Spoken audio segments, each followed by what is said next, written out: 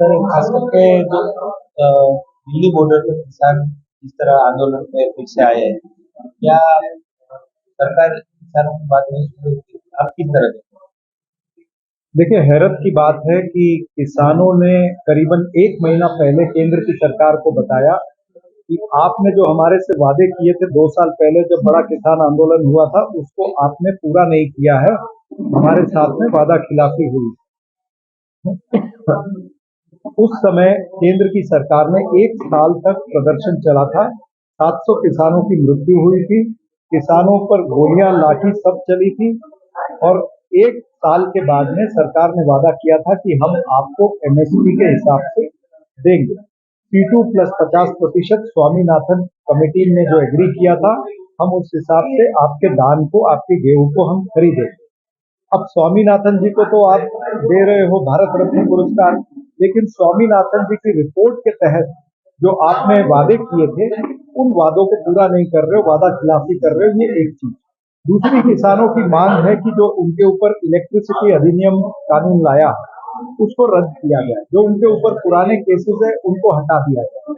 फिर जो लखीमपुर खीरी के अंदर जो 4 किसानों की मृत्यु हुई, उनको उनको न्याय मिलना चाहिए। ये तमाम सारे मुद्दों को लेकर के बैठे हैं। लेकिन आज हम क्या देख रहे हैं कि उन्हीं किसानों के रास्ते में कील बिछाए जा रहे हैं, बोल्डर बिछाए जा रहे हैं, उनके ऊपर पानी की बौछार हो रही है, टीयर गैस छोड़ी जा रही है। तो ये सारी चीजें जो है ये गलत है। किसानों की समस्या का हल नरेंद्र मोदी की सरकार को तुरंत करना चाहिए। किसानों के साथ में वादा खिलाफी न करे।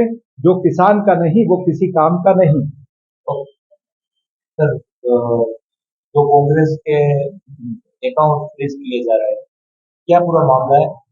क्या सरकार इलेक्शन को ध्यान में रख के कर रही सरकार बिल्कुल इलेक्शन को ध्यान में रख के कर रही है। सरकार कांग्रेस पार्टी की जो भारत जोड़ो न्याय यात्रा जो राहुल गांधी जी निकाल रहे हैं उससे डर चुकी है। जिस तरह से भारत जोड़ो न्याय यात्रा को प्रतिसाद मिल रहा है, तो वो हमारे ऊपर आर्थिक अंकुश लगाना चाहती है। ये दर्शाता है कि देश के अंदर लोकतंत्र पर हमला हो रहा है। ये लोकतंत्र नहीं, भोगतंत्र चल रहा है। और नरेंद्र मोदी जी के इस भोगतंत्र को कभी भी भारत की जनता या कांग्रेस पार्टी स्वीकारेगी नहीं। उनको ये याद रखना चाहिए कि कांग्रेस धन से नहीं चलती है, जन से चलती है। जनता की आवाज को लेकर के श्री राहुल गांधी जी चल रहे हैं। इनकम टैक्स ने अकाउंट फ्रीज किए, उसके बाद में हमने आज जब ट्रिब्यूनल में अपील करी तो उन्होंने हमारा अकाउंट तो खोला, लेकिन उन्होंने एक शर्त लगा दी कि 115 करोड़ रुपए उस अकाउंट में हमेशा रखने पड़ेंगे। अब 115 करोड़ रुपए उस अकाउंट में है भी नहीं।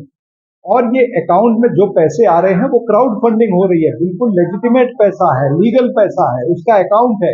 ये आईटी के पास में पूरा उस चीज का रिकॉर्ड है।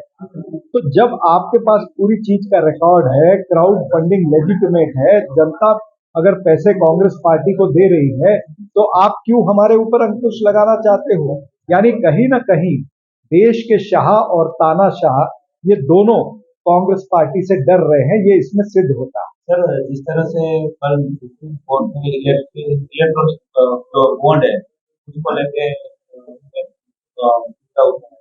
अब किस तरह देख रहे हैं, जिस तरह फंडिंग हो रही है, क्या जनता को, मतदारों को ये जानने का अभी भी रहना चाहिए? बिल्कुल, सुप्रीम कोर्ट के निर्णय का हम स्वागत करते हैं। और आदरणीय श्री राहुल गांधी जी ने तो 2018 में कह दिया था कि ये जो इलेक्टोरल बॉन्ड का विषय है, इसके तहत काले पैसे को व्हाइट किया जाएगा। ये सबसे बड़ा भ्रष्टाचार देश का हो सकता है। और वही सुप्रीम कोर्ट ने उस तरफ ही उंगली उठाई है कि इसके अंदर ट्रांसपेरेंसी नहीं है, इसमें इंफॉर्मेशन एक्ट जो है, आरटीआई एक्ट जो है, उसका उल्लंघन है। जनता को सारी चीज पता होने का अधिकार इस देश में मिला हुआ है। ये तमाम सारी चीजों को लेकर के सुप्रीम कोर्ट ने जो इलेक्टोरल बॉन्ड पर